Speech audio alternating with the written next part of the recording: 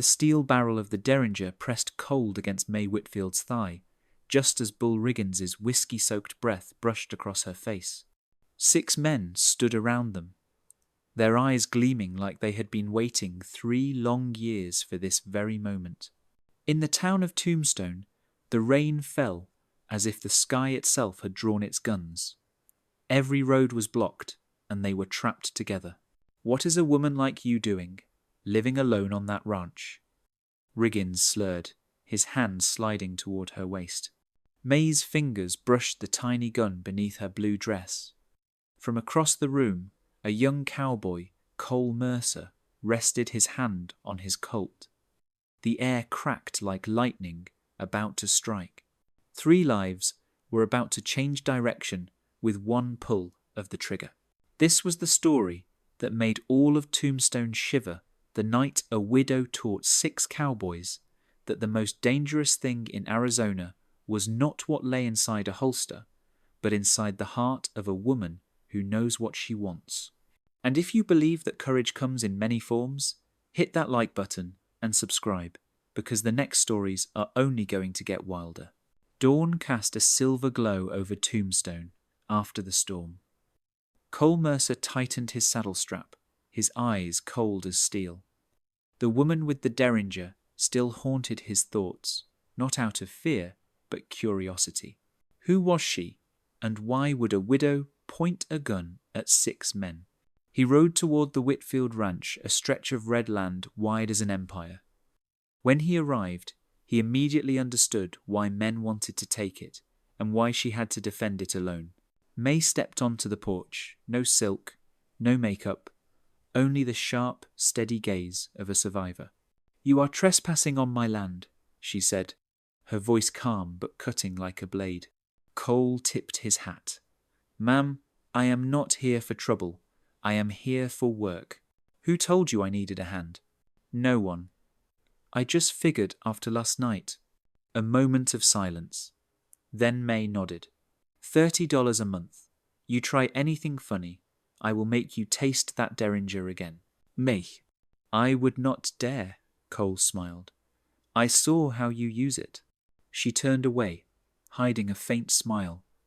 Hiring him might be a mistake, but in her heart, she knew she had just opened the door to something bigger than last night's storm.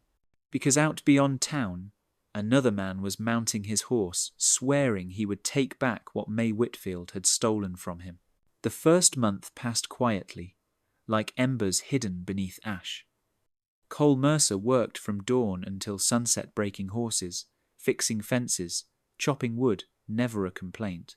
He treated May Whitfield with quiet respect, keeping just enough distance to be proper, yet close enough to stir her heart. Afternoons were the most dangerous. May would bring coffee to the porch, where Cole sat cleaning his Colt. Their talk was simple, about the green hills of Kentucky where he grew up, about chasing Apache raiders through the desert, and about Philadelphia, the shining city she had left behind to make the frontier her home. "Jonah was a good man," May said, her eyes distant, "but that marriage was more of a bargain than a love story." Cole looked up, voice low and steady. "Reason might keep a person alive, but only love makes them feel alive." Their eyes met in the glow of the oil lamp, and in that instant, the walls May had built around her heart for 3 long years began to crack. After that, she brought coffee more often, lingered longer. Her hands trembled slightly when they brushed his. And Cole, a man used to discipline and distance, started finding excuses to stop by the main house, to check the lock, to fix the porch roof, just to see her smile. Whitfield Ranch had never felt so peaceful, yet beneath that peace, a slow fire was growing, a fire neither of them dared to name, because they both knew that once it burned, there would be no turning back. The first sign came as fresh hoofprints near the northern fence. The second, a broken gate latch. May knew instantly Bull Riggins was not done. That afternoon, the desert wind burned their faces. Cole saw her standing silent on the porch, her hand near the place where she hid the derringer. "Riggins bothering you again?" he asked. "He sent a man to buy the land," she answered softly. "Offered so much it was an insult." The next morning, as Cole rode out, 6 riders appeared. Riggins led them, his grin curved like a knife. "Beautiful day to talk about the future, May. I have nothing to say." "Then let us skip the talking." The men spread out, forming a half-circle around her. "A woman cannot hold what a man refuses to let her keep," he sneered. "The fact is, you are standing on my land." The gunfire cracked. Riggins's hat flew from his head. On the hillside, Cole Mercer appeared, Colt still smoking. "That shot was a warning," he shouted. "The next one will not be." 6 men, 1 woman, and a former cavalryman in the middle of the blood-red desert. And in that silent heartbeat, everything was about to explode. It all happened within a heartbeat. Cole Mercer's second shot roared, dropping one of Riggins's men. The horses panicked. The circle fell into chaos. May did not hesitate. Her small derringer barked twice, striking down the man trying to flank her. 2 shots. Empty. Bull Riggins screamed and charged. May backed away, but the yard offered no cover. More gunfire split the air. Cole rolled from his saddle as his horse took a bullet, firing 3 times fast, cold, precise. 2 men down. 1 fled. The desert wind rose into a storm of dust, the smell of sweat and gunpowder mixing thick in the air. Through the smoke, only Riggins remained. "This ain't over," he growled, though his gun hand trembled. "It is," Cole said flatly. The look of a man who had survived war froze Riggins where he stood. He clenched his jaw, turned his horse, and vanished into the red haze. Silence. May and Cole stood in the wrecked yard, surrounded by smoke, broken boards, and dead horses. "Are you hurt?" she asked. "I am fine.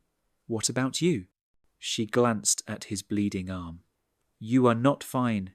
Get inside." The storm outside had passed, but between them, another storm had just begun, and only hours later they would discover Riggins was not finished yet. Inside the small house, the smell of gunpowder still lingered, like memories refusing to fade. May helped Cole into the living room, the oil lamp revealing the scars across his arm. "Sit down," she said quietly. He obeyed, calm even as blood seeped through his sleeve. She cleaned the wound with whiskey, her hand trembling slightly when it touched his skin. His body was solid as forged bronze, marked by the past of a man who had lived through war. "You are staring," Cole murmured. "Yes," she said softly. "I am looking at the man who just saved my life." In that moment, the distance between them vanished. The kiss came like instinct, fierce, real, inevitable. "I want to protect you," he whispered. "Not because you are weak, but because you deserve peace." May rested her head on his chest, listening to his steady heartbeat, as if the world outside had gone silent. Then a faint sound came from the window. Both looked up. A shadow moved across the yard, framed by the pale moonlight. And in that instant, May knew the night was not over. The past had come back for them. Dawn spread across the desert, silver light slipping through the window and over Cole Mercer's sleeping face. May Whitfield lay beside him, his warmth still clinging to her. For a fleeting moment, she wished time would stop, but the world never granted mercy.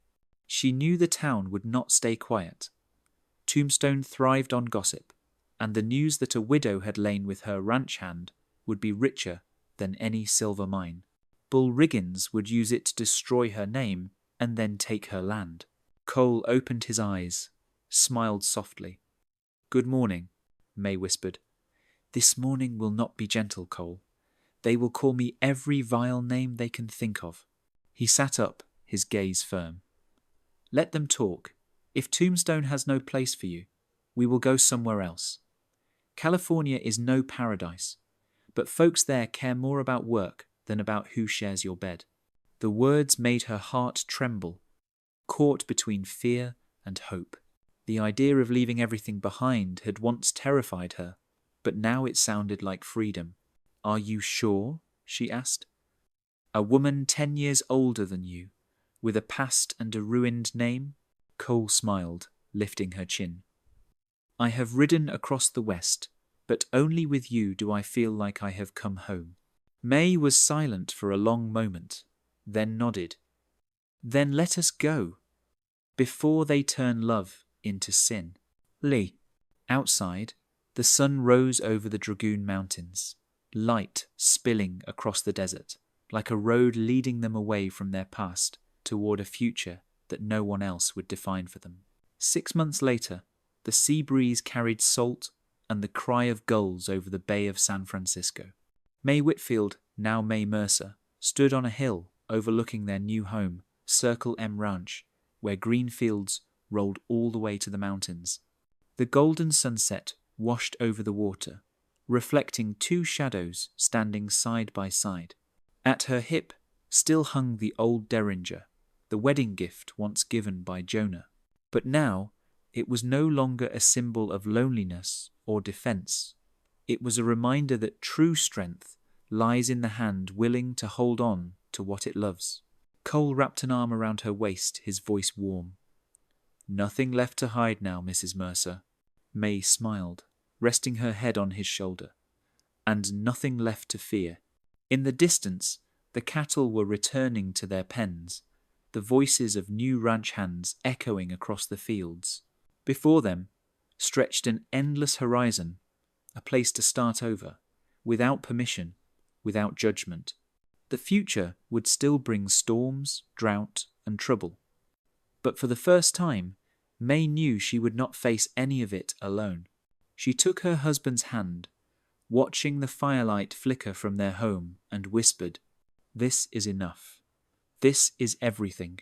No, if you rode this far with May and Cole, hit that like button, share their story, and subscribe, because the next ride across the West is only getting wilder."